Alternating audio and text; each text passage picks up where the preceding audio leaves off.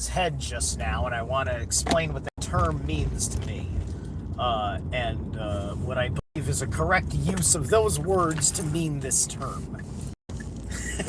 Power optimizing the apocalypse. Okay.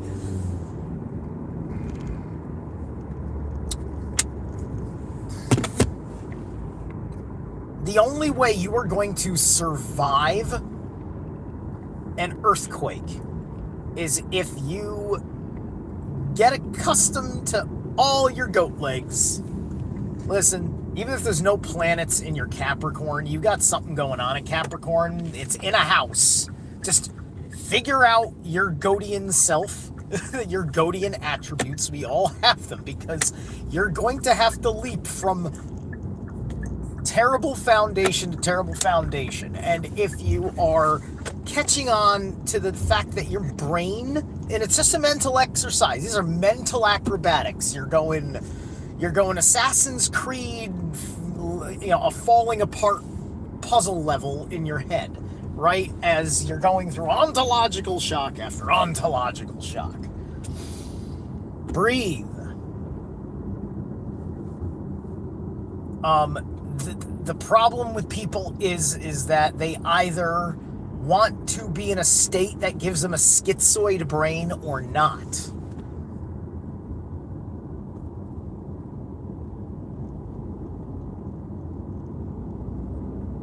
Because of my sensitive powers, I choose to not have a schizoid brain, because it's much more fun and rewarding to master in reality with a different expression of the magic.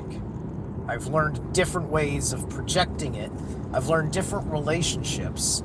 I've not fancied myself to needing to have imaginary friends, as the people in the so-called rational world would insultingly call my Haminga, right? And my Philia, and all my good stuff, right? All my good stuff. Typically, half of your imaginary fucking friends when you're growing up are typically just psyche projections from each of the 9 aspects of you. Technically, 8 aspects, with the you in the first person experiential that it all serves for. And this is the child's fantastic imagination building a Dasein ontology of protection, primal understanding of, and because it's entirely a realm of illusion, that is also entirely a realm of dopamine.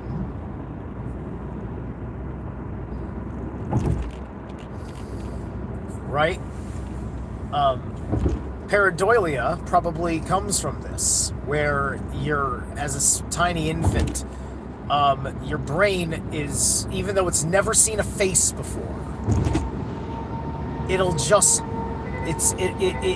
understand face in some way, shape, or form. Maybe because you touched your face in the womb a lot, and you have an unconscious understanding of what a face is, and any kind of bipedal form or whatever. And then all these magical hominids, because you got all this stuff in the uncanny valley that looks sort of like human faces, but, it's just you looking at a stick with your baby brain and your baby eyes.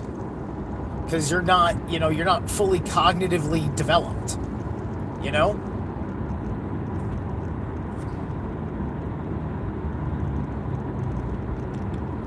There's arguments to say that one of the historical things that happened to a woman's physiology for childbirth has been the basically a premature birth, that the child is meant to be there longer, because it's designed to not come out until roughly a month or less before it'll be able to walk for the first time, kind of thing, right?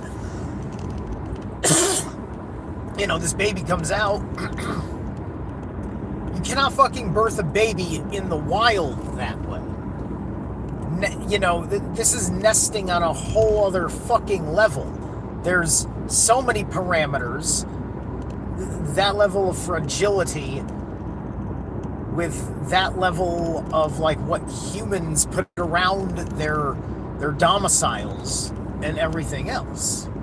And so then you've got this, you know, so the baby's living in a world of what? Giants, right? And everybody understands this basic aspect. It's you know, and that feeds into a lot of different things, especially if you start getting to your rebellious teenage years. You don't like the king, so on and so forth, right? And in our society, yes, we had certain leeways of kingly criticism, right? Because if you had the fool, if you could always use the fool as your scapegoat for what you say about the king, because you use the fool's joke as a derivative joke, and that all comes from, like, regardless of what evil you think that I am and what betrayal you think I may have done, you got nothing, because you're not up here amongst the gods, right? So you start getting a Thirsian hunger to take down the establishment, which there's no point in doing, because you're just dealing with other establishments, right? You find out as you go along that once you realize that, you know, growing up and, you know, doing even if it's a legitimate, you know, earning of a diploma, things like that, through some decent work, where here you are, you're now an adult. Look at that. You got posture, you used all the words in the right order, and you remembered everything I told you. Congratulations, you can make your own decisions. That's our standard for you can make your own decisions. We have forgotten what it means to have the qualities of agency. And I think that has been breeding sociopaths, which are not as bad as psychopaths, but they can definitely fucking kill people and rape people and all the horrible things. Hey, what's up, Penguin? Good to see you. Howard, good to see you. And whoever little Lind, or whoever you are.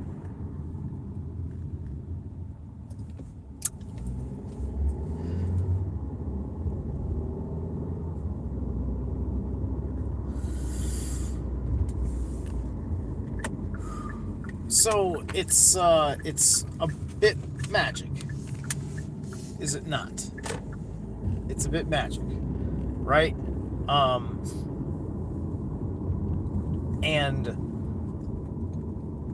there are two ways that your paternal and maternal forces are going to have a relationship with the you in the bubble of the incredible pure divine imagination, right? Because everybody understands this whole bit, right?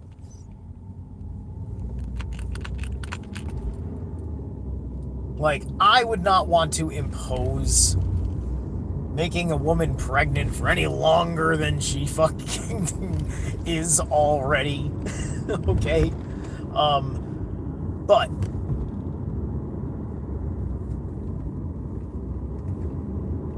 like, people like now the word maxing, you know, is the vernacular, right? And I kind of like it. I kind of like it. Some of these Gen Zers, they got some good ideas.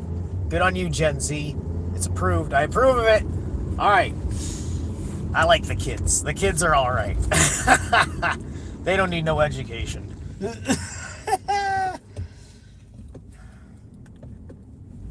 But just try to make sure you place the pudding and the meat in the right place for your own health.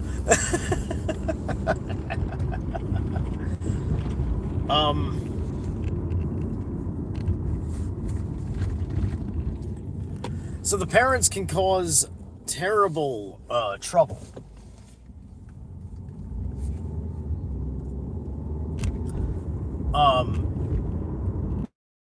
Because it's kind of this clue, right? And you see this in a lot of, a lot of family TV kind of like stories, or even family movie stories. They did them really well in the 80s and the 90s, with like the ordinary family and the magical child. There's horror tropes that operate this way. I mean, you can look at Child's Play this way. Oh, which, by the way, I saw the trailer for the horror Pinocchio movie, and it looks fucking amazing. It looks like Child's Play. It's like practical effects. I'm like, oh my god, like it looks good. I'm very excited. Anyway,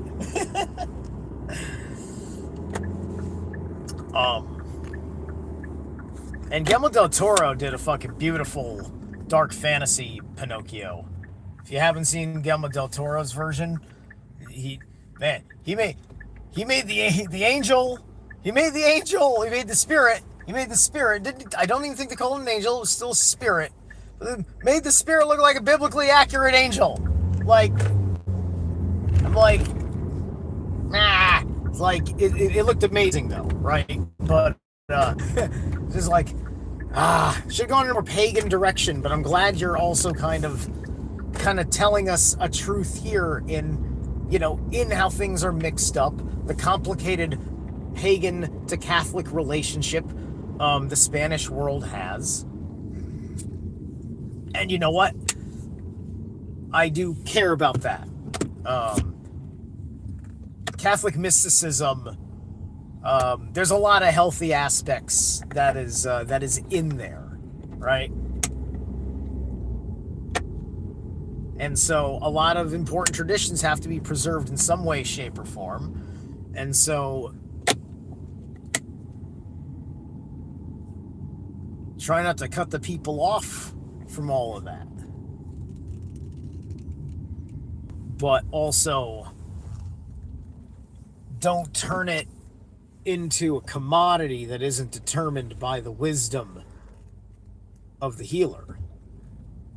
That's the problem, is that you separate a product that heals only heals if it is handled by a healer, because the healer has a deeper understanding of the measure of the sickness by whatever that metric is, whether that's a psychological metric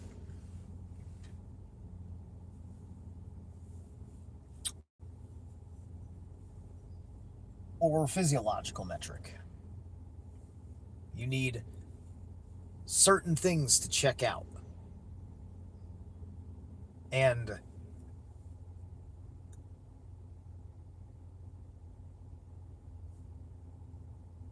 many monstrous decisions were made to snuff out good things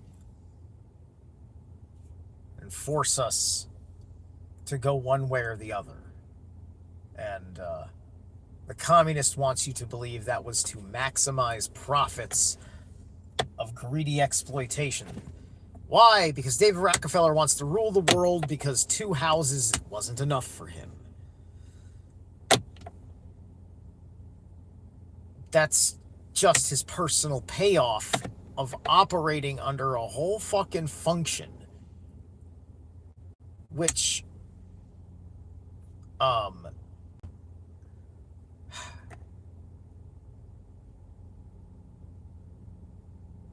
it's still supposed to be kind of it's supposed to trickle down and trickle up. There's supposed to be a middle point in which somebody like a Rockefeller gets it at the top, and somebody who has got all of his reasonable P's and Q's together is taken care of at the bottom.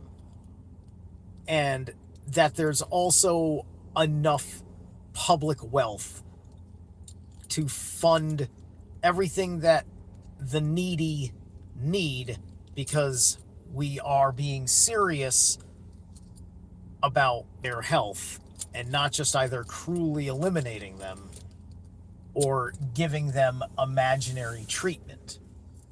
We're identifying how self-destructive they are, finally, so on and so forth. Right? Those kinds of things are starting to happen in the West Coast, I just noticed. Right?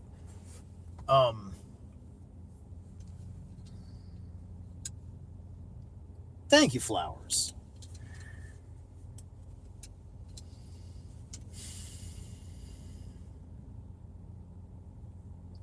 So, if you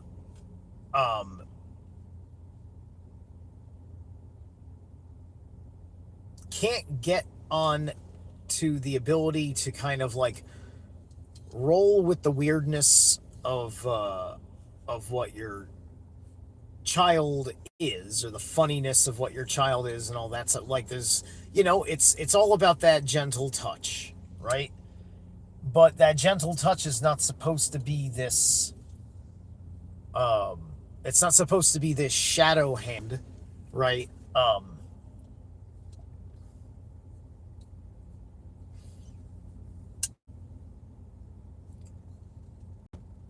They downplay the polar opposite depth of the binding of Fenris and the redemption of the wolf, right? Because it can go either way in things, right? You could do a really great job, and you could forego having a collapsing apocalypse. The revealing in, you might collapse in an apocalypse, but I might ascend in an apocalypse, because you're not seeing the cool shit that I see, and you're too locked up in the construct that you've been rearranging since your childhood, and living in the comfort of a continuity of understanding of the world from that place, right? Some people get that broken from them in trauma. It's part of MK Ultra. So a lot of people studying at MK Ultra understand that this is an aspect of the techniques. These things are demonstrated in movies. They did it in X-Men First Class, with how they with the origin story of Magneto, right? And the danger of trying to MK Ultra a gifted child, and then the child gets off the chain and becomes a god complex, right? It's Magneto is kind of like Akira with terrifying levels of self-control. There's not a big difference between Akira and Magneto, other than they made Akira psychic. And feral, as opposed to, a man who was not just suffering for himself, but suffering for the way mankind was treated, yada, yada, yada. Just like people that think a certain way are the kind of people that led to anti-Semitic Nazi motherfuckers, is my sworn thing, and, right? And then you don't care whether you're, you go into the villain arc, right? Where your heart simplifies the whole matter into one thing, and you're happy being the villain because you've sacrificed the whole world for something you love, right? Magneto sacrifices everything for mutant kind, right? And eventually, he had a hero arc, which is very inspiring in the stories.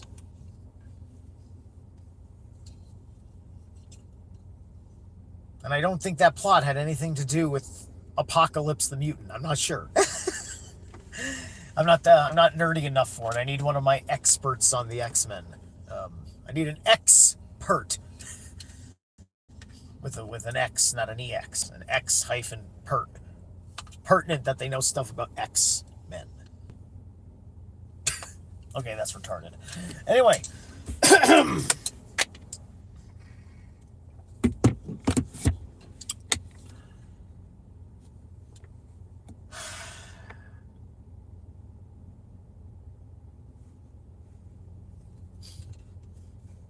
So, if you want to be maxing, self-maxing in the apocalypse, right? You're going to have to,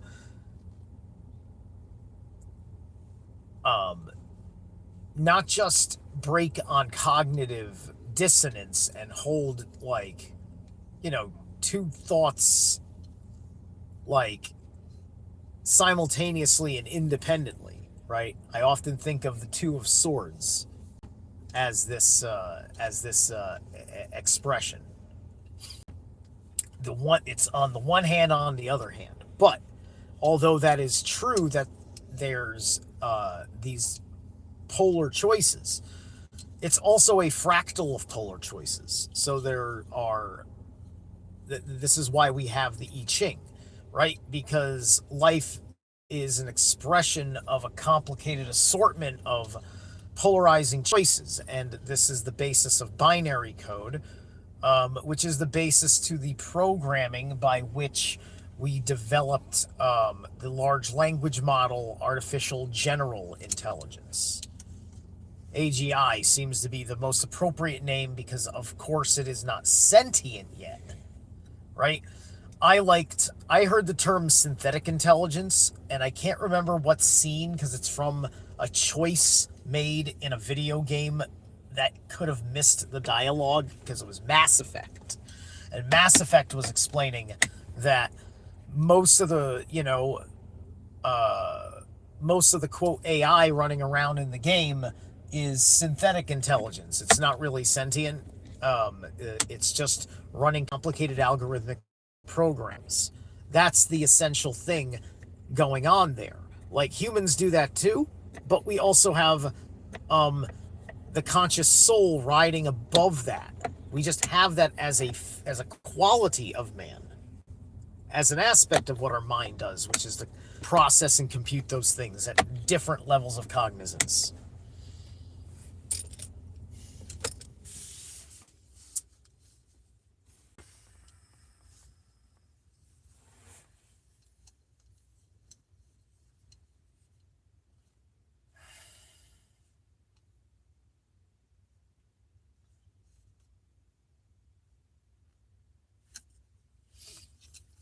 So it's effectively saying look on the bright side, right? It's Life of Brian. Always look on the bright side of life, then you whistle a couple of times, right?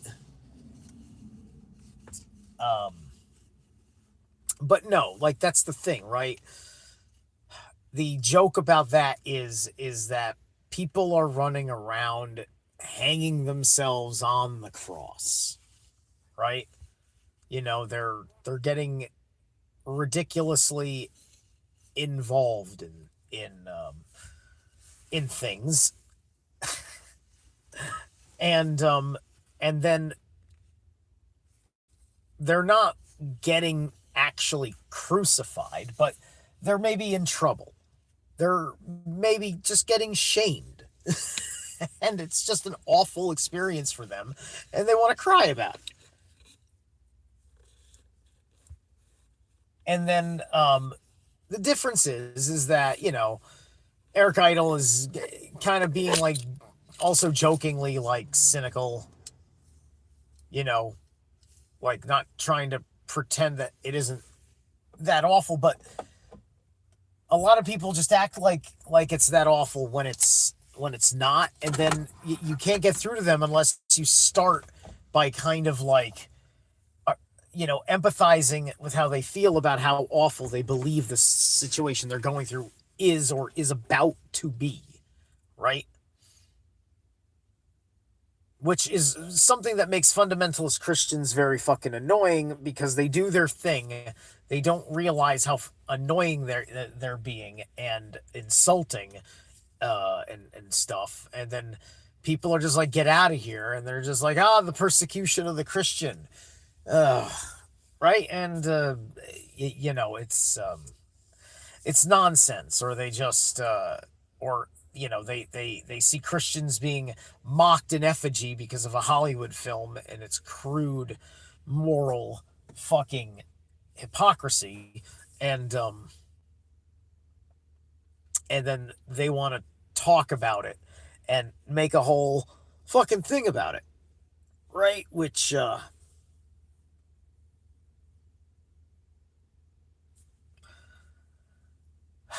little did they know the CIA was also funding these insults on them, and why anybody would waste their time promoting such an atrocious piece of shit that nobody wants to talk about, which is the joke, is that nobody actually liked the movie. We can't believe that they told you that people do. And they justified those box office numbers with raffle tickets. Anyway, no, you don't need Jesus. You need to understand classical Greek language. That's what you need. Go need that first, because you don't know what Jesus is. You don't know what Jesus said. Jesus didn't speak English. Jesus's words were never written in Hebrew. The Aramaic was a translation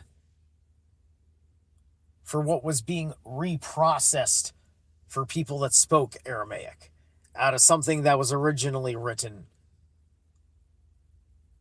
in the Greek.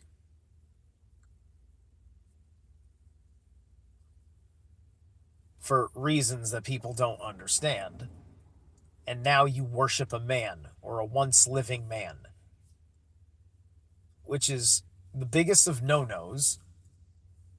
And it is also why you always succumb to idol worship, especially Catholics. Catholics of South America in particular, right? There's nothing wrong with having a little fucking, permanent effigy of a deity that matters to you. I have Zeus that also I double his tier because he has a broken hand. I have Anubis. I've got Odin on my wall. Like, I got, and I don't fucking bow before them.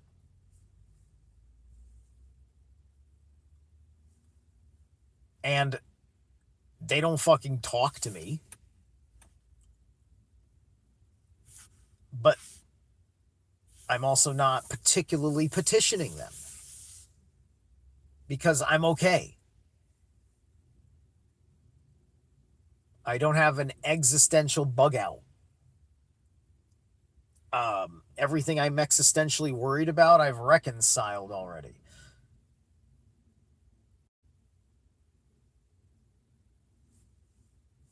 I've done a lot of recalibrating since the pandemic, you see. And so that's my point. It's 6 years since that day. You and I both know you would be fucking lying if you truly believed things would be like this by this year. Right?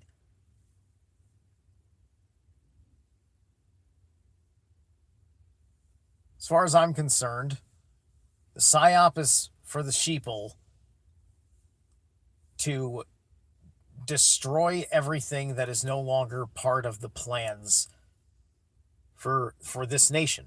That people paying more attention to what's going on in the global and national conversation are making those decisions, and you're complaining because you're not paying attention to any of it. And it's just happening. And it was all like right here in the public discourse. Right? That's the overt stuff. Let alone the covert stuff that gets called conspiracy theories because we don't fully understand them yet. And we fully don't understand how to get fucking answers from the government or make them do a clean, rational, properly, scientifically vetted forensic investigation of the issue, because we've got airspace violations, we've got this and that violations. Anyway.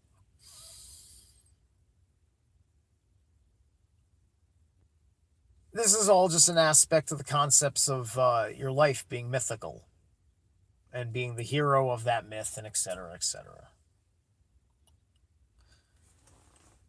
Anyway.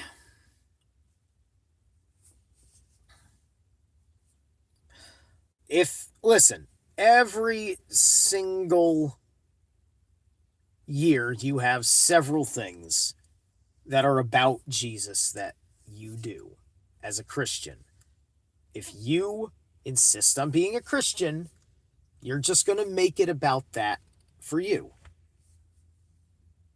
Now, that's fine, but because you're here listening to me on my platform, I'm letting you know about things that I believe in, which make me believe that, although, like I say, I'm never going to make anybody anything. I'm not some sort of evangelist for paganism or anything like that. But I think that my path is the wisest because it doesn't keep me in this little bubble of purity that gets to lie to itself all the time. Right? You're looking for Jesus to come back. You just need people that are good dudes. That's it. That's it. People just need to be cool and chill and good dudes. You don't need Jesus. That's all you fucking need, is people to be cool and chill.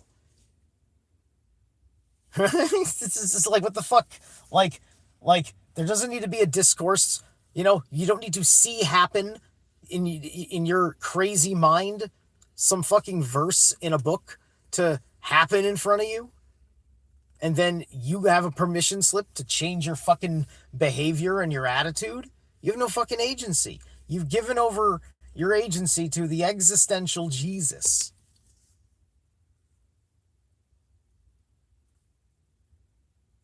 Greatest trick the devil ever pulled was convincing you Jesus exists.